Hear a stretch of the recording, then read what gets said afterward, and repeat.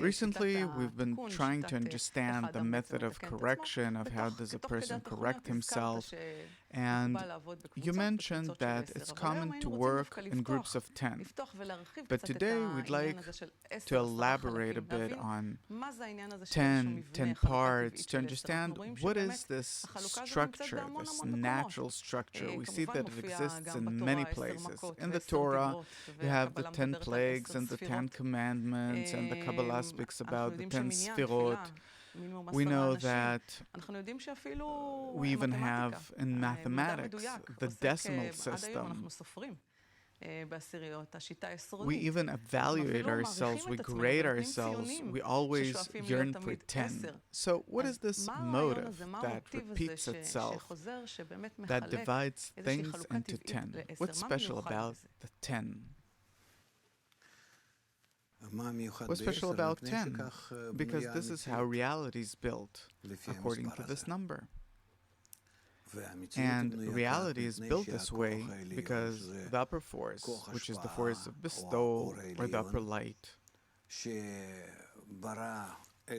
that created the desire, develops the desire for it to suit the light, to fit it. In 10 stages, it's called 4 pchinot of direct light, 4 phases of direct light, but when we open them, they become 10.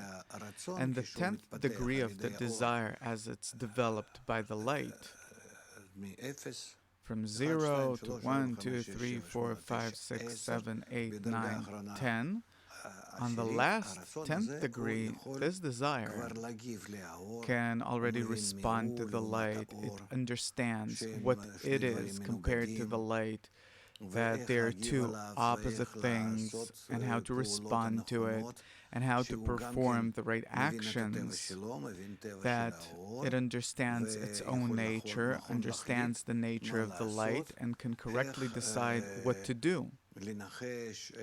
How to guess, how to examine, how to scrutinize what the right actions are in order to respond correctly and bring itself to a state which is complete.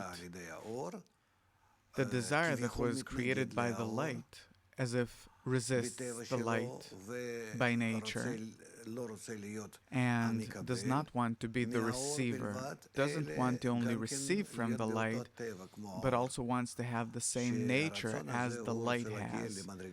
This desire, it wishes to reach a degree that is higher than itself, higher than the place of its origin.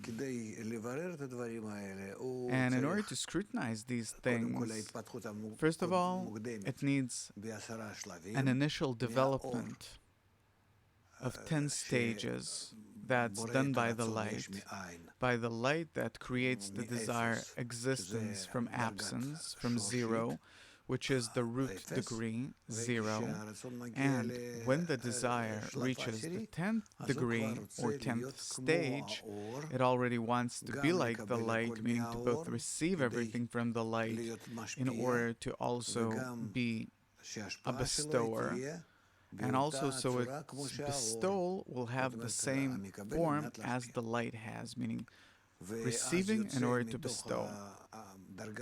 And then what stems from this 10th degree that the desire was developed to by the light, called the 10 Sefirot of direct light. So what you get in return is the 10 Sefirot of returning light, or chozer in Hebrew. The desire itself wants to operate, work like the light. And so the 10 Sefirot of Or Yashar, direct light, clothe in the 10 Sefirot of Or Chozer, returning light, and there is compatibility between them, adhesion. Or in other words, you can say bestowal and love. And therefore the number 10, it's not something that was determined randomly, simply so, or because of some idea, but it was revealed in the nature of these two opposite things, the only things that exist in creation, the light and the desire that reach from the beginning of creation and to the end of creation through the development of the 10 stages or phases of the direct light and returning light. I'll try and explain what I understand. I understand that reality, nature, consists of 10 parts or 10 stages. Nature itself. And nature created man's desire, and man's desire is also divided into 10 stages that gradually developed in 10 parts. So there's nature that consists of 10 parts, and the human desire that also goes through a developmental phase that consists of 10, 0, 1, and so on. I don't yet understand what each and every phase means, but I do understand that the human desire probably went through 10 phases, some 10 phases, and then I understand when a person reaches a certain developmental level, he wants to start feeling the perfection that exists in nature, to start feeling these 10 parts of nature. He wants to become like nature, like those 10 parts. He also wants to be perfect, and he starts working with nature in a certain way that I didn't understand. If you want to understand things this way, this will take us a lot of time. And I don't think that we'll even be able in 10 or 20 talks to understand these stages. Right. This is a subject that the wisdom of Kabbalah talks about. There are many details to it and many questions.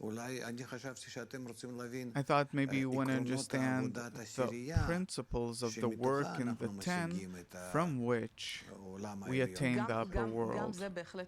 This also is very interesting. Only before the principles, we'd like to understand why is everything divided into 10. I'd also like to ask about what you just explained, about the number 10. I'll say what I understood. You're talking about two components that are opposed to one another, and you described an interaction between something you call light and something you call the desire. What are these two components? Where do they exist? This process that you talked about, when or where does it happen?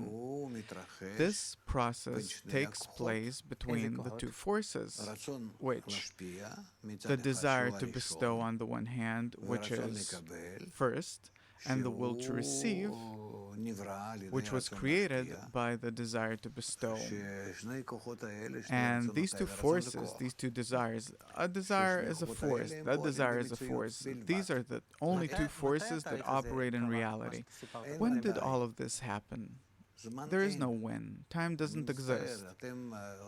I'm sorry, if you want to go deeper into the wisdom of Kabbalah, you have to accept everything that it says, otherwise it won't happen.